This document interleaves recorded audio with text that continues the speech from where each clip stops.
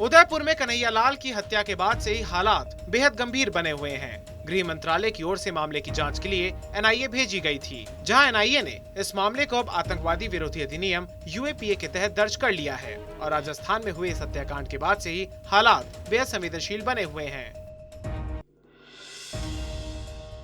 उदयपुर में हुई घटना के बाद केरल के राज्यपाल आरिफ मोहम्मद खान ने एक बड़ा बयान दिया। आरिफ मोहम्मद खान ने इस मामले के बारे में बात करते हुए कहा कि मदरसों में बच्चों को ईश निंदा करने वालों का सर कलम करना सिखाया जाता है। इसके साथ ही उन्होंने कट्टरता की आलोचना करते हुए इस घटना की कठोर निंदा की है। The question is whether the children are taught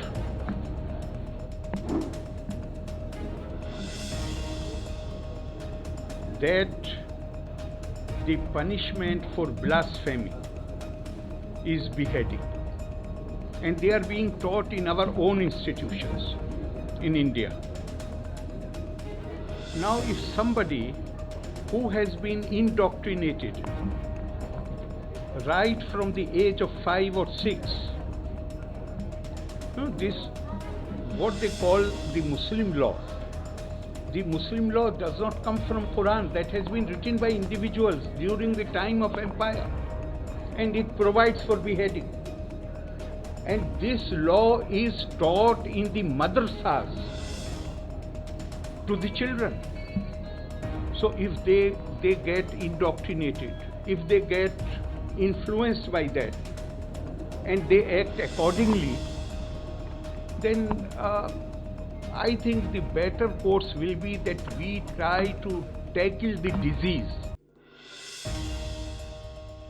Udaipur में हुई घटना को लेकर बीजेपी नेता लगातार ही राजस्थान की कांग्रेस सरकार पर निशाना साधते हुए नजर आ रहे हैं। बीजेपी नेता राज्यवर्धन सिंह राठौड़ और केंद्रीय मंत्री गजेंद्र सिंह शेखावत ने गहलोत सरकार को सीधे तौर पर इन हालातों के लिए जिम्मेदार ठहराया है। इसके साथ ही राज्यवर्धन राठौड़ ने अपनी प्रेस कॉन्फ्रेंस में तो अशोक गहलोत को मुख्यमंत्री का पद छोड़ देने के लिए बात तक कह डाली। ये वही उदयपुर है जहां भी कुछ दिन पहले कांग्रेस पार्टी ने चिंतन शिविर आयोजित किया। चिंतन करना तो पार्टी की गिरती हुई दशा और भटकती हुई दिशाओं पर था, लेकिन कांग्रेस पार्टी अपने चिर परिचित एजेंडे भारतीय जनता पार्टी राष्ट्रीय स्वयंसेवक संघ को कोसने में ही लगी रही, क्योंकि उसे चिंतन नहीं करना, एक वर्ग विशेष को खुश करना। इसी तुष्टिकरण की राजनीति को राजस्थान के मुखिया गहलोत साहब आगे बढ़ा रहे हैं, जिसके घातक परिणाम प्रदेश और देश की जनता देख रही है। महीनों से राजस्थान की कांग्रेस सरकार और उनके जो मुखिया हैं, चीफ मिनिस्टर, गृह मंत्री हैं, वो भी वही गहलोत साहब, जिस तरह के बयान वो दे रहे हैं, जिस तरह के बयान उनके मंत्री दे रहे हैं, जिस तरह से राजस्थान पुलिस का इस्तेमाल हो रहा है, इंटेलिजेंस केवल मंत्रियों और विधायकों के ऊपर कि वो किनसे बात कर रहे हैं, जनता को अपने हाल पे छोड़ा हुआ है।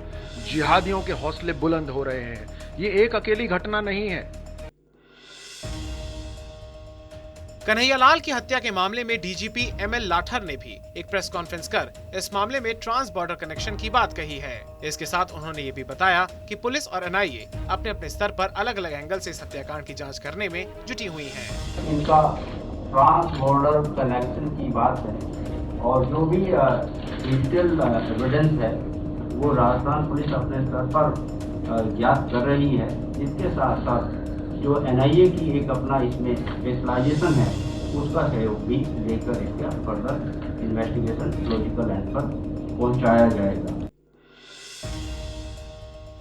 उत्तर प्रदेश में मानसून के एक्टिव होने के साथ साथ बाढ़ से निपटने की तैयारियां भी शुरू कर दी गई हैं। इसी को लेकर मुख्यमंत्री योगी आदित्यनाथ ने बुधवार सुबह 11:30 बजे 5 कालिदास मार्ग मुख्यमंत्री आवास पर बैठक की। इस बैठक में अधिकारियों को निर्देश दिए गए कि बाढ़ के खतरे से सचेत रहने के लिए नदियों के जल स्तर को लगातार मॉनिटर किया जाए। इसके साथ ही ज्यादा बारिश वाले क्षेत्रों को ध्यान में रखते हुए पहले ही योजनाओं को तैयार कर लिया जाए। उदयपुर हत्याकांड को लेकर उत्तर प्रदेश में सियासत गरमाती हुई नजर आ रही है। इस घटना पर सूबे के पूर्व मुख्यमंत्री और सपा अध्यक्ष अखिलेश यादव ने ट्वीट कर अपनी प्रतिक्रिया जाहिर की। अखिलेश यादव ने अपने ट्वीट में लिखा है कि उदयपुर में जो उन्मादी हत्या हुई है उसकी जितनी निंदा हो वो कम है। आज समाज के हर एक व्यक्ति को आगे आना होगा और देश के भाईचारे को नफरत की भेंट चढ़ने से बचाना होगा।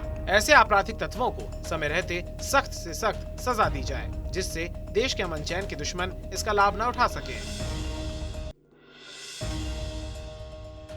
उत्तराखंड के मुख्यमंत्री पुष्कर सिंह धामी ने आपदा प्रबंधन विभाग की समीक्षा बैठक की, जिसमें अधिकारियों को आपदा की स्थिति में कम से कम रिस्पांस टाइम के साथ राहत और बचाव कार्य शुरू करने हेतु निर्देश दिया। इसके अलावा मानसून के समय में सड़क, बिजली और पानी की आपूर्ति सुनिश्चित करने के भी निर्देश दिए गए। उदयपुर हत्याकांड को लेकर हिंदू संगठन के कार्यकर्ताओं ने बुलंदशहर में प्रदर्शन किया। इस दौरान उन्होंने राजस्थान सरकार का पुतला फूंकने की कोशिश की। इसे लेकर प्रदर्शनकारियों की पुलिस से खींचतान भी हो गई, जिसके बाद हिंदू जागरण मंच के कार्यकर्ताओं ने आरोपियों को सख्त से सख्त सजा देने की मांग की और एसपी सिटी को ज्ञापन सौंपकर अपनी आपत्ति जताई। आगरा लखनऊ एक्सप्रेसवे पर बस पलटने से 26 लोग घायल हो गए, वहीं 3 की हालत गंभीर बताई जा रही है। बताया जा रहा है कि तेज रफ्तार बस का अगला पहिया निकल जाने से बस डिवाइडर से टकरा गई और पलट गई, जिसके बाद मौके पर पहुंची पुलिस ने घायलों को अस्पताल में भर्ती कराया। ये घटना उन्नाव के बागरमऊ कोतवाली क्षेत्र की बताई जा रही है। इस घटना के बारे में सीएम कार्यालय से ट्वीट कर जानकारी दी गई कि घायलों के उपचार के लिए निर्देश दे दिए गए हैं।